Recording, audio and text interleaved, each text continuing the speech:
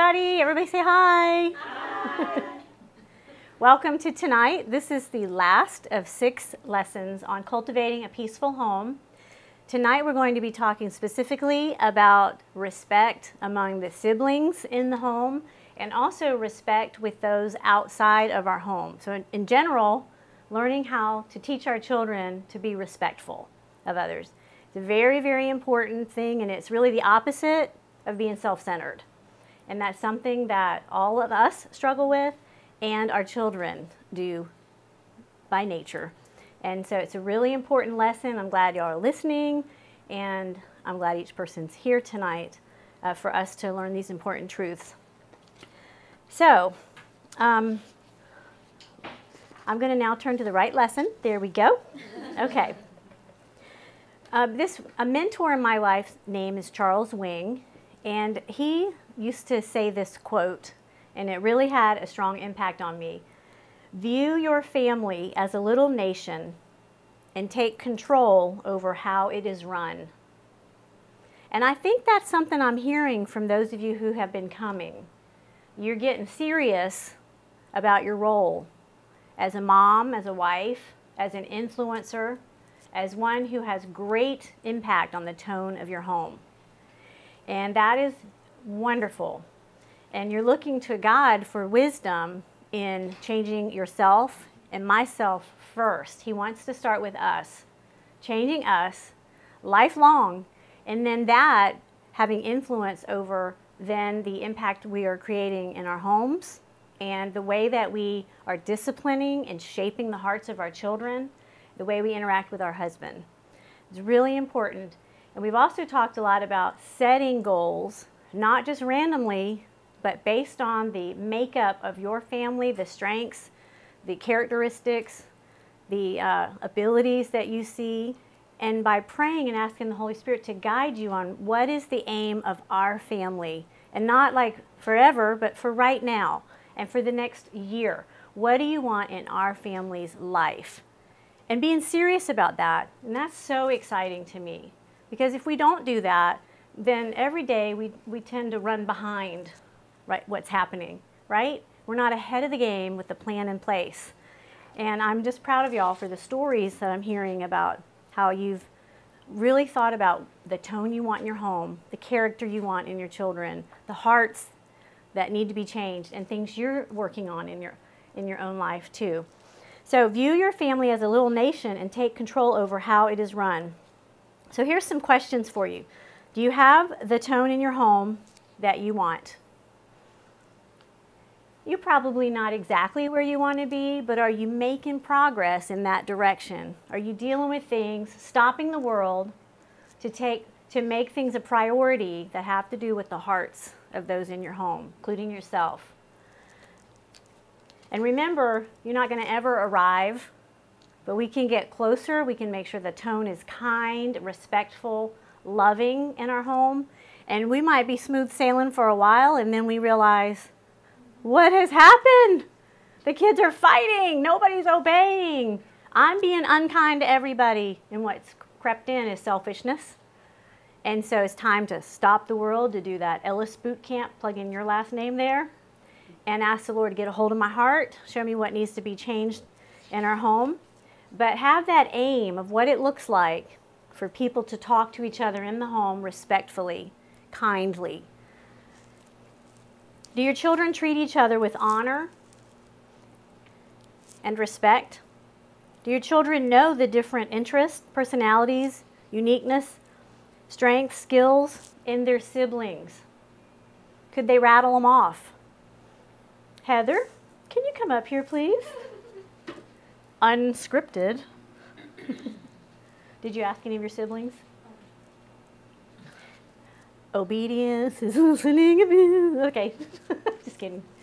Okay, no. What I wanted to ask Heather, y'all, isn't this sweet of her to be willing to do this for me like this? Thank you.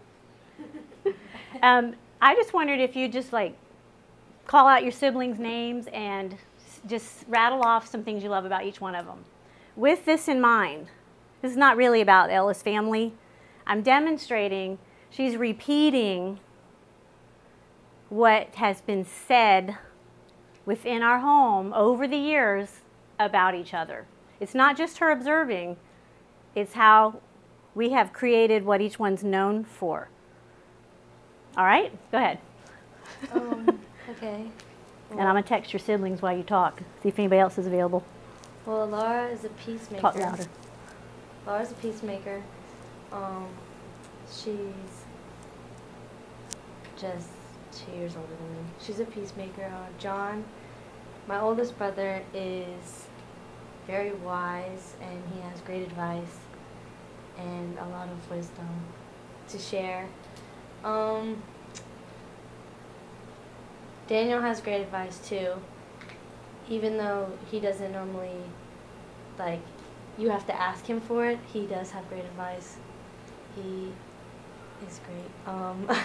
Kelsey's very gifted musically and with leading. She's a very good leader, great leader.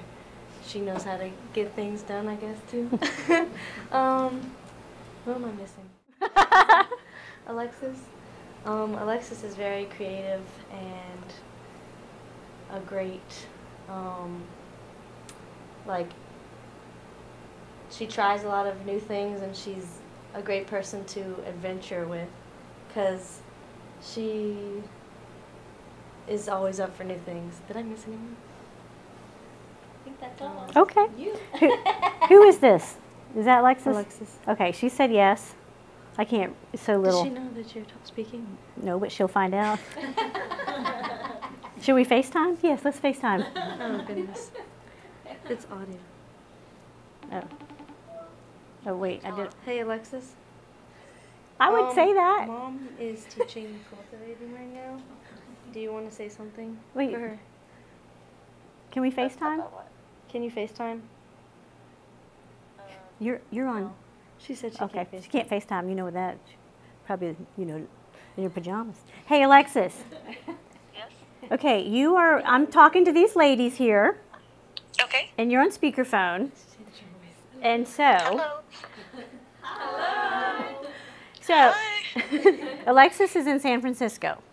That's where she works and lives. I was just wondering if you could maybe rattle off some, we're talking about studying your siblings. So I was just trying to let these ladies know, like, that y'all know each other's strengths. Could you name some things about Heather that come to mind? Sorry, it just cut out. For who? Heather. For Heather? Yes. Okay. All right. So Heather is very passionate. I think that she takes in. She feels very deeply for other people. She sees like hurt in people and wants to help them. I think Heather makes up her mind and wants to do something, and I think it's cool that she will stick to it and do something. She's really good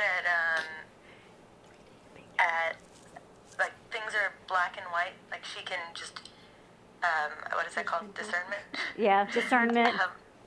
Which? Yeah, she definitely has like a very, very clear sense of that. I think that, she is the first person to be able to know, yeah, that's wrong. Okay, no, not do that.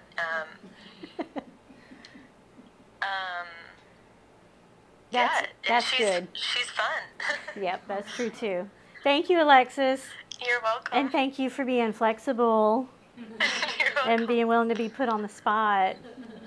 No problem. Kristen Leggett is here, and she took a picture, so we'll text it to you of this moment. All right, great. All right, love you. Love you too. Thank you. Bye. Bye. So that was sweet, wasn't it? But some of the things, she hasn't lived here in like 4 years or something, but those are things that we talked about within the family dynamics at the dinner table when somebody was not doing so well. There was a time when one of my kids I felt like I saw a lot of insecurities, and like that child, and when you see that in a child, hop on it. hop on it. Talk to them about their worth and get everybody involved in your family. Your family is your home is a safe zone for this. If it's not, if you're worried about a sibling making fun of something you're going to share intimately with them about another sibling, you pull them aside first and talk to them alone. And you say, I'm about to share with the family something about your brother that I want us all to rally together and help him with. And then you can predict what that thing might be that he might make fun of, the way he might act. You address that. And you might say something like, and when I share this, it's serious. Our home is a safe place. You are not to laugh, and it is never to be shared outside of our home. This is the place we will build up. And you get very serious. You don't have to yell. Get on their level, calm, serious about it. So you've dealt with what you think are the potential things that aren't going to be rallying around. But we did this for one of the children, of our children, and he was little at the time, and we put him on the table, and I told all the kids before, like privately, what we were going to do, and we went around, and we spoke words, truth, not like, I like your shoes, but even though that's fine, but we spoke truth at a very young age of things we saw in him that were amazing. Like Daniel, I'm not going to tell you who it is, but like, Daniel, you notice details better than anybody I know. Daniel, you this, you that. And we just went around. It was a one-time thing, and it was incredible. He may not even remember that today, but I do. Do you remember last week how I talked about the Daniel swing? This was just something ongoing that we worked with. It was just a time I sat on the swing, rocking with him outside, and just was present with him. Okay? God designed every one of your children, and they all are special. And you and I need to tell everybody in our home how incredibly made everyone is. And then when there's weaknesses, which they all have, and frailties, it is a safe place. And you tell those other kids quietly how to build up those kids. No, you are not to cut your brother down. You are his #1 fan. And that when they go against that, that's a time for you to take it really important. You stop whatever you're doing. And I'm not talking about, and then you drag them out of the room and make a big scene. I'm talking about you have something already established where you go, hey. And you just do the motion like, that means go sit on the stool. That's our thing, like go sit in my room and wait. Or whatever it is, you go over that ahead of time. You remove them. It is serious that siblings get along with each other. Do y'all understand that? And we can play a role in them getting that, like being that kind. One of our goals is to cultivate best friendships within our home, to have greater influence on them than peers do. We're talking about, do you know the different interests, strengths, weaknesses, frailties? Do those in the family know them? And are you intentional that they build each other up and come alongside in areas that are sensitive, that are difficult for them? We had a nephew over here one time. He was new to our family, and he was scared about a lot of things. And my boys were going to take the boat out and go to the marsh and hang around. And I knew that he was fearful of many things. But part of the way that I want to teach my children, this is not biblical, but one of the things I personally find valuable is that my children learn to face fears head on, and they go through them, right? Building them up. So I knew this about my nephew and wanted him to go out on that boat, but I knew he was fearful of this and that and would perhaps whine, perhaps complain, and these kind of things. So I told my boys privately, not in any way that was degrading or making fun of, because that's not how I saw it. I saw it as an opportunity to come alongside and help him to face some things with tenderness, gentleness, okay, to help him in this. So I positioned them well, and then I talked with him.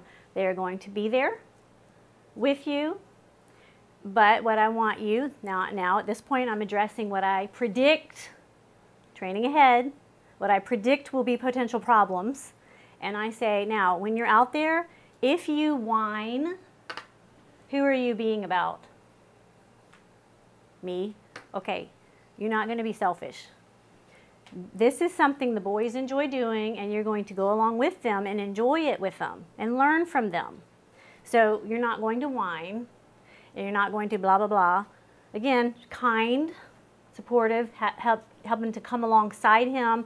People privately knew, and he knew what the expectations were, right? He went out there, it's the same thing with his nephew, same thing within our homes is what I'm getting at. They come alongside and they help him, move him through that, not brutally, not mom said, nothing like that, because they've been trained ahead how to love through something that's scary or difficult. They had a great time, so proud of him, so proud of him. Maybe that is something you have in your home right now. Maybe one child's kind of fearful about something. Tell another sibling how they can help, how they build into each other. Tell them they're their greatest fan. And then make sure you're telling the greatest fans, you're their greatest fan. Speak words of life into him, okay? Do your children feel safe in your home? Is there a sibling that's being mean? Swiftly make that a priority and deal with it. Be swift to bring restoration. That is a theme here. Have you heard that about every week? A theme is there's going to be disagreements. That's part of two people, right? But how we deal with it and the length of time that we let pass before our hearts are convicted and that we deal with it, it needs to get shorter and shorter. All right? And we're teaching our kids how to own their part of it and make it right and not worry that the other person didn't apologize. We've talked about that in the past, about that part of it. So check out that video. Is anybody being made fun of in your home? There's no place for that. Just start watching and being more intentional. And really, we got the Holy Spirit with us. Ask Him, Lord, show me things that I've been blind to. Ways my kids hurt each other. Of course, ways I hurt with my mouth, with my actions, with, as I've mentioned for myself, with expressions, big sighs, big eyeballs. Do your children feel safe? Do they know how restoration takes place? How do your children play amongst each other? Take some time and watch.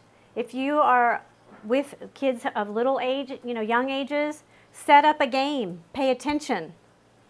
Does one of them always call everybody a cheater if he loses? Well, it's time to nip that in the bud. I would put that this week's goal is we're not having that anymore. Review the hidden camera footage to see who really cheated, right?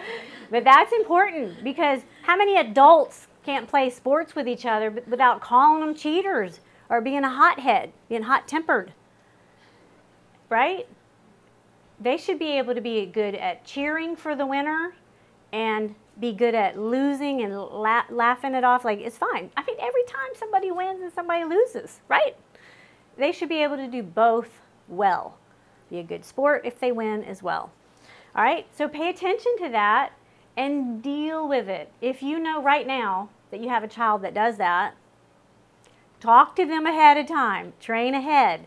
When you play that game today, you're either going to win or you're going to lose. What should you do if you win? Oh, sorry about that. Maybe not. Now that's fine if they already have established everybody in your home's good winner or loser and they take it well.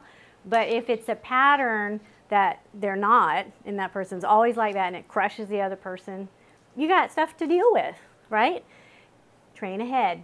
when you play that game, I'm going to let y'all play instead of doing math today, right? Y'all can play that game, but listen, and privately tell that one child what you're going to win or lose. What are you going to do if you win? What are you going to do if you lose? And you make sure they know how to handle it. And then you say, now if you don't tell him good job, this is what's going to happen. I'm going to call you into here, and this is what's going to happen. I'm not saying you need to spank. I'm saying, like, let's, depending on their age, let's use our words to teach to the heart. Because if they just get in trouble for doing it and it's not changed, we weren't very effective. This is all about training to the heart for lasting change, right? So something to think about, how do they play amongst each other? Do they enjoy each other's friendships? If they're more so asking for friends to come over instead of being with siblings, something to think about. You might say no for many times in a row, but I'd have a game plan in place that you're going to do some things together with the siblings so that they learn to be together, play together, find out what their interests are, do some things around that so they enjoy that together. And then when that's good, you can say, hey, let's invite friends over. And then you want to teach them how to have friends over, because their siblings should still be their favorite people. Their siblings should still be included, right? Like if you have a 10-year age gap, you know, you got to think about what your family dynamics are, right? And they might not be like best friends, but they should be able to enjoy. The older one should be able to engage in Legos with the younger one because he's learned to be about the other person. And the younger one should know how to interact with the older one without trying to get attention. How to serve, how to be kind, how to welcome his friends in and say, can I get you something to drink? How to serve each other no matter their age. Talks about how it's our duty to maintain a home that's a place of peace and a shelter in a stormy world. Unless the Lord builds the house, yes, its builders labor in vain. Unless the Lord watches over the city, the watchmen stand guard in vain. Each child is significant, is a special gift, is a blessing. Psalms 127:3 says, children are a heritage from the Lord. They're a reward from Him. Do you always feel like that? No. Do you? I just admitted I don't know the 100%. I do. It's hard. It's hard, right? But what a gift. What a gift. And that needs to be our attitude. Lord, this is a gift. It's difficult. It is difficult. This child is particularly difficult right now. Would you show me their strengths, the beautiful way you've designed? Would you guide me to steer them towards skills and interest and serving others based on his skill set? The individual design that you've created. Let me know him. Pray that. And God will honor that. He will guide you with understanding each child. So let's talk some more about attitudes, actions, and words among siblings in our home. Philippians 2:3. Let nothing be done through selfish ambition or conceit. But, do you remember how we've done put off, put on? Listen to this verse. What are we putting off? And then what will we be putting on in its place? This is how we train to the heart. We're not just saying stop it to our kids. We're identifying the root cause of their behavior, and we're dealing with that. Okay, Philippians 2:3, let nothing be done through selfish ambition or conceit. What are we putting off? Selfishness. That's going to apply this week to somebody in our homes. But in lowliness of mind, let us esteem others better than ourselves. Put off self-centeredness, and in its place teach our kids put on what? Humility. That's the training to the hearts of our kids. You were selfish to your brother. Picking on the boys today, huh? You were selfish to your brother. We're going to put that off. Y'all, come on, help me. As a mom, what are you going to say? Put on what? How do we make that practical? Serve. Stars for you today. Serve. How can you serve your brother? What can you do for him today? Well, I don't know. They're not going to know the answers. This is part of training, right? And then they will know the answers because you're teaching them how to think biblically and how to think of what they own. Okay, so if they're playing with, what are they playing with? Give me an example. What do your boys play with? Legos. Okay, I was trying not to say Legos because I use Legos, but they are so awesome. I used Legos last week for an example. Superheroes. Okay, so they're playing Teenagers and they all swirl around their little Xbox problems. Xbox. Okay, Xbox, Legos, superheroes. Okay, these are some great examples.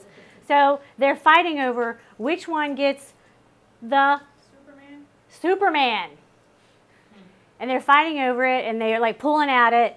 And you, okay, guys, stop. Are you esteeming the other one better? You know, you might say it like that, or you might say, come here. Okay, you're fighting over this because you both want your way. What did you do? What is it, right or wrong? What will you do next time? Those questions that we went over before, I think in week 3, maybe. And then you say, okay, you were trying to take from your brother because you wanted something so badly. Right? So what can you do to give, to serve your brother instead of wanting? I could give him Superman. That is a great idea. That, and you might not think of that. You might have to help him, you know. Or I'm going to keep Superman, but I can give him a piece of cake. Okay, but you needed to be what they're dealing with. Okay? Do y'all see? Xbox, same way. It is important that they learn to get along and they learn to serve. Okay. Now, do you remember me talking about my friend Peggy and how she would just say the word honor when they were arguing over something? Because of that verse, let each esteem each other, let each honor each other as more important than themselves. So here's some attitudes that we face within our home and within our children's hearts and our own as well. Thinking that we're better. Do you see that in any of your kids? What we want to do is teach them to see through the other sibling's eyes. All right? That's not easy, but it's very helpful. So we have 2 daughters, and let's call them Abby and Ella. And they're sweet friends, and they begin to argue over, throw out something. Barbies. They begin to, just like the superheroes, they begin to argue over it. And it's the same thing, isn't it? It's the same thing. When you're arguing over something, then you teaching your kids honor for them to like, oh, that's a trigger. Okay, I need to think of the other person as more important than my own wants and desires, and then they should release it and let the other do it. And really, the more honorable one is the one that releases it. As moms, we should be noticing if our child's not strong, if our child is letting go because she's fearful or she's insecure. It's a confidence thing to be the one to let go, right? It should be like, I know I'm doing the right thing. But if we see that our child gives in all the time or the other one's a bully, those are things to deal with as well. You know, I mean, I still think we need to serve all the time, but if that was the case with these 2, our pretend people that are letting me pretend with them, if that's the case and it's always the same way it's happened, I'm going to call one of them and the names. I wasn't like I Oh. was just using the example names. Absolutely, we're pretending. I Yeah. These two are so cute. They They do have are. their little moments every time you get in the front seat, but it's cute and fun. It doesn't seem like it's Yeah. elbow But- you and knock you in the eye kind of thing. Right. Yeah. But you're right. If you see that one of your children or several of your children are weak, then that's another issue to be dealt with. They still should serve, but there are times to speak up too. And we've talked about that, haven't we, in some of these sessions about times that they need to speak up. Well, I talked to you depending on the about person. also, like, I don't know if I actually said it, but there have been times, I should have said this last week when we were talking about respecting the adults, is there are times, or provoking, the parents provoking the children. Sometimes as moms, we have seen our husbands do this where they have maybe set unrealistic expectations. They've expected different things. They've blamed the kids for something and they don't know the whole story, right? Just things that are like can happen to anybody. And if it's a pattern, we need to tell our kids behind the scenes. I think our kids need to know, and I've told mine before, listen, you need to respect your father. You need to do what he said, even though, like, your dad might come home from work today and say, you did not clean the pool. I know you cleaned it 4 times, but the leaves fell again right before he got home. So if your dad says, I told you to clean the pool and you didn't do it, I want you to very kindly say, yes, sir, and go out there and clean it. And then later, when it's not a moment of confrontation or anything like that, here's how I want you to talk to your dad. And then I will coach them on that. I don't just throw them in it. I say, here's how you do it respectfully, because that's important. I do think they need to know how to stand up. And so it would be something like, Dad, I just cleaned the pool, and I wanted you to know that I did clean it today earlier, but the leaves fell. So I just wanted you to know that I did respect what you said earlier and all that, okay? There may even be times to say, and Dad, the way that you talk to me is harsh and it's hurtful, or whatever the dynamics are. Do you understand? It varies according to the different dynamics going on, but it all should be done with respect. If you see a child that is in any way being bullied, yes, you need to work on that. Like, and ask Holy Spirit, show me how to guide me through this. Okay. What kind of traditions do y'all have built into your home? Part of having a calm home is some traditions, like things your kids can do together, building relationships within the home, board games, watching movies together, family night. What does that look like to you? As your kids grow, you might have them be the ones that plan family night, and you let them be creative, let them, however you want to take that. It might be that they come up with the food. They may even, depending on their age, they may even make the food. Yes, I really like chopped hot dogs and Cheerios mixed. Not really. We had one that used to do that kind of stuff a lot. So we were like, oh, look that way. It was not you.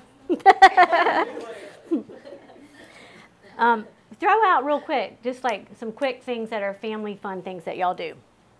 Movie night. Movie night Popcorn. with popcorn, okay? We like to go for walks. Walking, okay? What? Board games. Board games. We go fishing. Nice.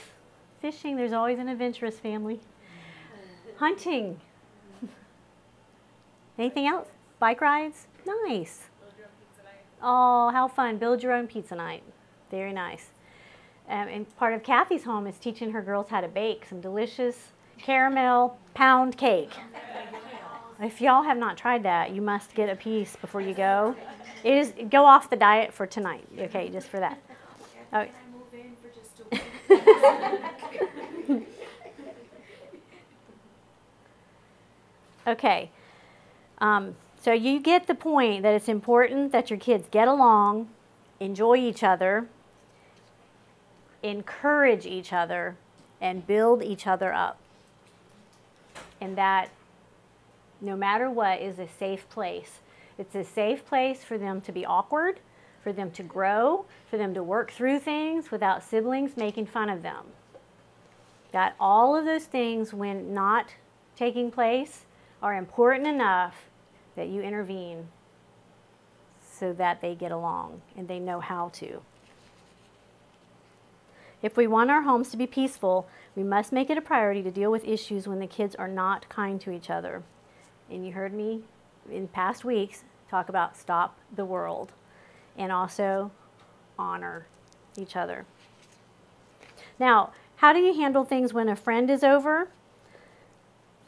For example, when I had the kids were all in our house and they had somebody coming over, let's say they were elementary and younger, and they had kids coming over that were elementary age, the older ones, and I knew they wanted to go run and play in the fort.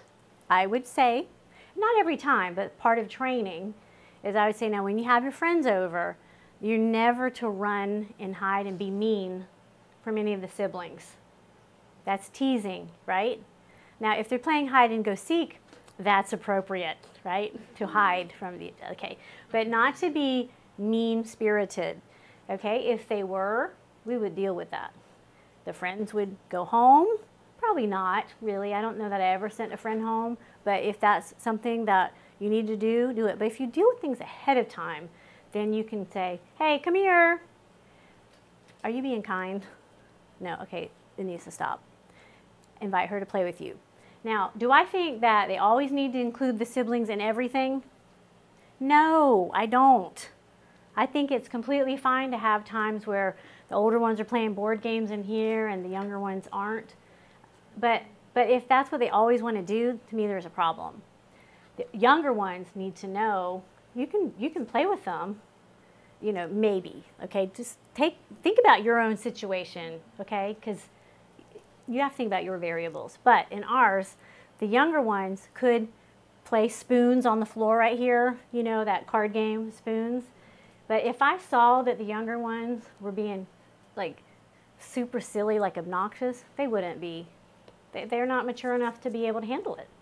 If you want to play with the big kids, Heather, do you remember that saying? What? You want to play with the big kids, you're gonna act like the big kids. Yeah. And that usually means err on the side of talking less. Don't try to get attention, all right? So as a mom, we want to watch all those things and pull them out and say, you know what, you go ahead and do something different right now and let the older ones play in this. The point is, if they have the older ones or the younger ones, anyone has the heart of being mean-spirited, they're not ready to have friends over yet until they've learned to really love their siblings first and foremost and not hurt their siblings when friends are over. We talked about knowing each other's strengths. The way that we talk about them is very important, and make sure they know how to compliment each other easily. If that's something that is not easily done in your home, work on that at your family dinner table. It's really important you're having meals together and that conversation is intentional there. And then if you have one child that's quieter, that says less, before having dinner, train ahead. Tonight, I want you to talk. I want you to ask Dad how his day was. And you might tell the ones that talk a lot. Tonight at dinner, your sister, I've asked her, we want to try to help her communicate better because she gets left out or this or that. So tonight I want you to talk less. Or when you do talk, I want you to ask your sister and wait and listen for her answer.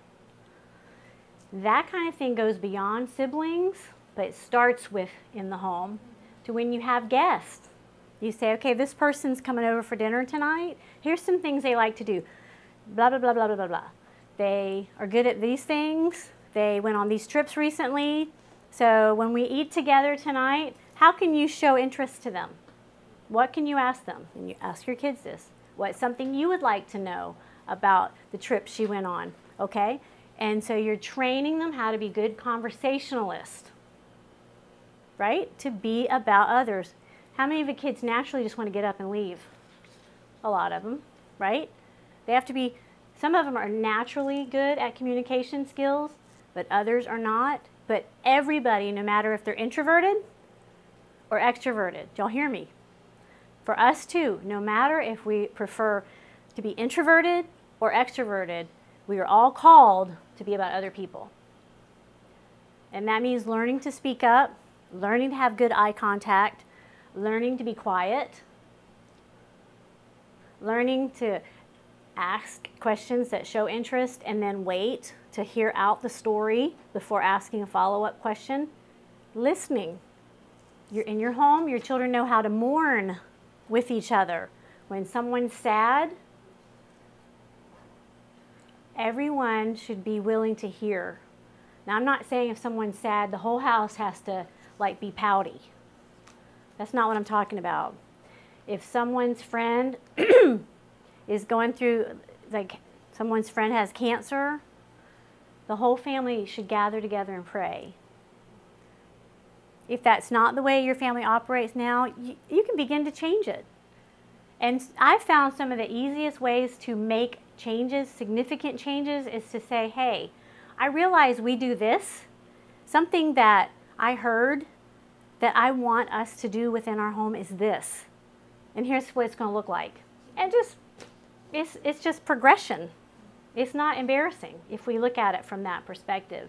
I want us to pray with each other when somebody's sad or hurting. Yes?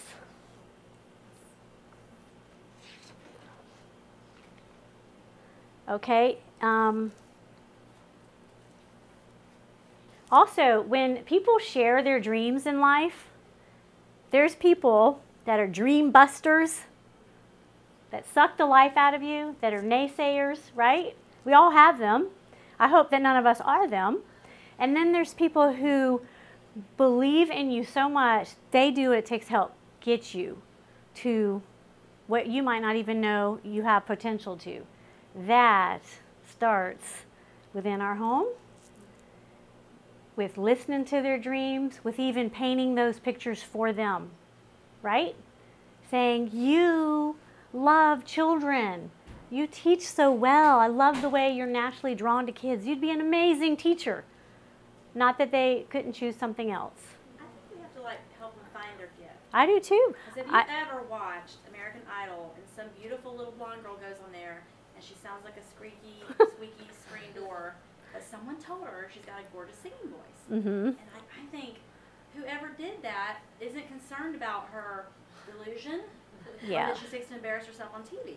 So like, I feel like we also have to be careful to Be real. be honest to them. I do too. You know, I'm not that's saying make stuff one up, of those course. important things you have to do so they don't fall on their face Right. in front of an audience. And there are times when we, of course, have to skillfully yeah. navigate them towards something different. Like, Like, help 'em I find know the you right like thing. the tuba, Yeah. but it doesn't like you. You know. Yeah, I do think that's important as well. But we should be able to see these strengths, you know, and help them. And when they talk to us, like, let it be a safe place that they can share, I think I'd like to do this. And there are a lot of times kids say things and you're like, yeah, that is not happening. I know you want to play professional basketball in the what is it called? What's the NBA? NBA, but you're 4'2". And but you're good and you're fast. So let's see. I want you to play your heart out, but I also see these strengths in you, that kind of thing. So, and we don't want to embarrass our kids. And when they share stuff with us, if we go, yeah, right, you're ridiculous. You'd never be good at that. Things like that. That's very humiliating. 1 Corinthians 13:5. Love does not behave rudely, does not seek its own, is not provoked, thinks no evil. Ephesians 4:32, and be kind to one another, tender-hearted, forgiving one another, even as God in Christ forgave you. I have seen so many times a mom belittle her husband, a wife belittle her husband, right? Moms embarrass, degrade, just crush their kids publicly. Shouldn't be done privately either. But oh, so much damage we cause by a tongue that's unbridled. And you know what? We're probably all guilty of that. We can make it right and then seek to never do that because we find it of such importance and we understand the damages are so great that we don't give in to that. Saying you're stupid. You'll never amount to anything. Never should come out of our mouth. And saying I love you should be a beautiful thing that's said. 1 Corinthians 13:7, it also says, bears all things, believes all things, hopes all things, endures all things. This is how we teach our children their attitudes towards each other is love. And it also, Galatians 6:2, love, it bears one another's burdens. This is how we operate in our homes, in our little nations. No teasing, no speaking unkindly. Colossians 4:6, let your speech always be with grace, seasoned with salt, that you may know how you ought to answer each one. You know what's really neat, and give you all a vision forward when your children are older, is when my younger girls who are in their teen years are going through something and I say, call your brother, ask him his thoughts. Call your sister. If somebody's concerned about a sibling, even if it's a younger sibling, concerned with an older sibling, I'll say, if God's put that on your heart, call them. You have an important role in your sibling's life. Call her on it. Fully hear out the matter, but be willing to speak into your sibling's life. Teach your kids, they need each other. They need that.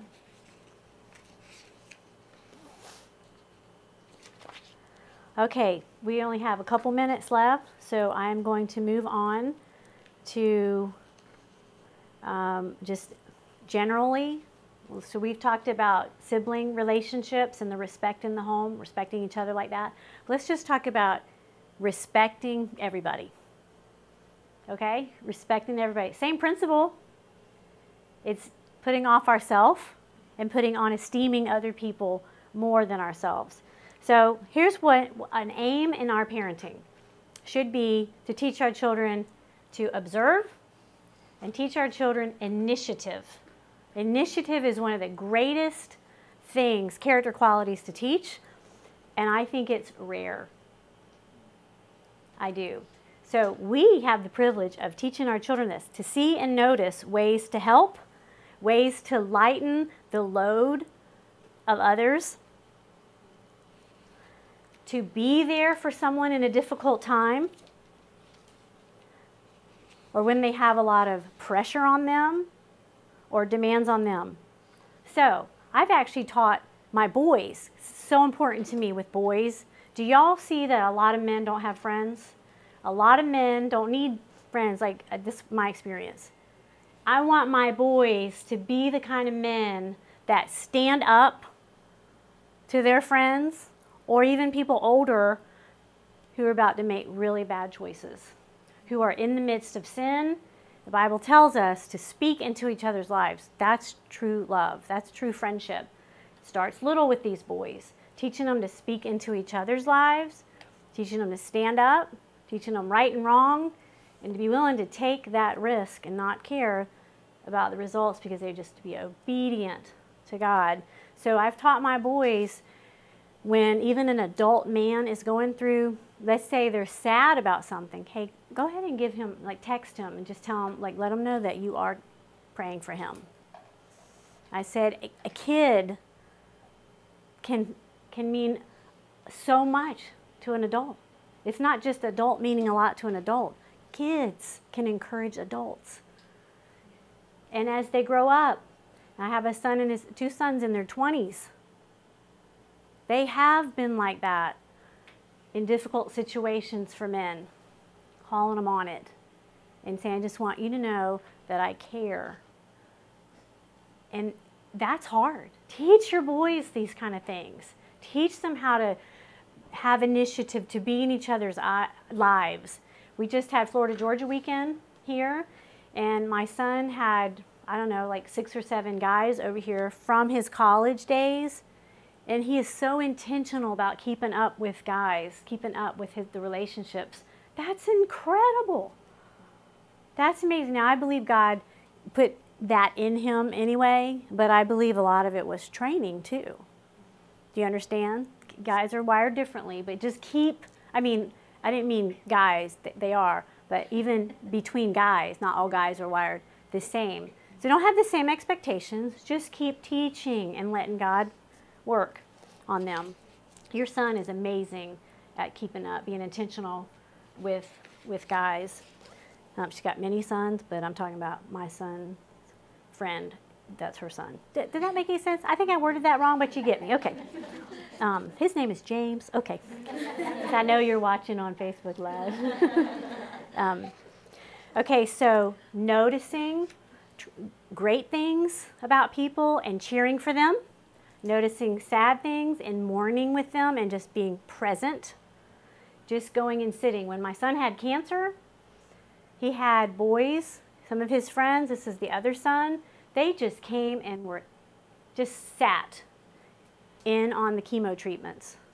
We're just present. That is amazing, incredible. It meant the world to me.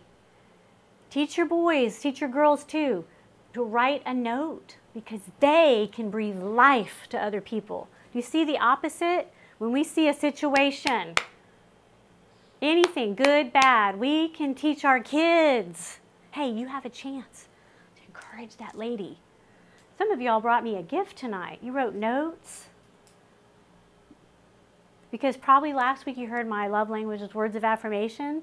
And as a trigger, we should all be like that in the lives of our kids. Hey, your friend is hurting. Write them a note. Text them. Okay? Are we doing that with our kids? Teaching them to be not about self, about others. Some of my kids were much, much harder. They preferred to not take a risk and step out to encourage because it could be embarrassing. No. I don't care if you're introverted. We're called to celebrate with others. We're called to push others to their best, not in an ugly way, to stir up good in them and to mourn with those who mourn. We can be doing that by having initiative ourselves, like observing and then saying, teaching our kids this. Let's pray about it and ask God what He wants us to do to encourage that person, and then being quick to do it. And then, what about grandparents? What about grandparents? Our kids can call. Our kids can, if they're local, they can stop by. I have a daughter at college that came in town yesterday, 2 days ago, just to visit both sets of grandparents. That's amazing. Now that, I don't want y'all to get the wrong opinion of our family because we have so much room for improvement in that area, but it touched me. And my dad called me yesterday and he goes, thank you for raising your kids. I took a lot of ownership, but I don't deserve it for this. But he called, I'm just telling you how important it was to him. He called and he said, thank you for teaching your children to love their grandparents. A note, whatever God puts on your mind, this is what I've taught mine, and I try to abide by it. If you think something nice, say it. If you hear something nice, pass it on. So if your kid says something to you like, Mrs. Parker's shirt is so pretty. That's the best color. I just love it on her. You know what I would do? You should tell her. And then as I'm training, I'll go, Miss Parker, come here. Tell her what you said. Tell her what you said. Then she'll say, Miss Parker, that's a beautiful color on you. Do you know when we teach our kids and ourselves to be free with compliments, that is the opposite of being ruled by jealousy. We are happy for others. We are glad that they look great in that color. Chartreuse, I think. Magenta. Magenta. We're trying to think of other words. I'm still on the fuchsia. All right, so when they're sad that they didn't get a part in the play but their friend did, what do? One way of handling it is to teach your child to be self-centered. You deserve that. You are much better than that. Oh, I know we want to do that, don't we? It's to say, you know what? You did a great job. But for whatever reason, she got the job, and God is the role. God is sovereign. He could have had you have that job, that role in the play if he wanted it. But he didn't. So let's call and leave a message on her answering machine. Or let's text her. Let's make a banner for her. Let's celebrate with her. Let's start seeing things, moms, through the eyes of the other person.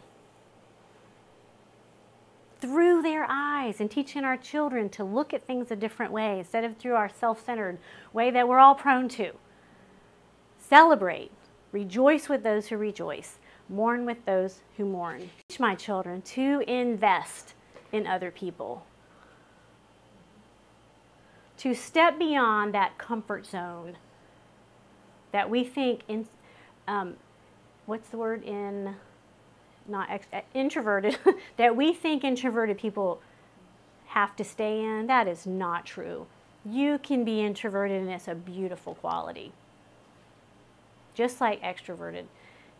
Both are beautiful, but both tend to be self-centered. And the challenge with introverted people oftentimes is teaching them, take that risk. You're stuck being quiet at this moment when that friend needs you because you're thinking about the comfort zone, and it's got to be greater to you to realize the impact you can make on another person for you to step out. Trust God, no matter your personality. Trust God that he wants to use you with the idea he's put on your mind. No matter your age, no matter introverted or extroverted, trust God.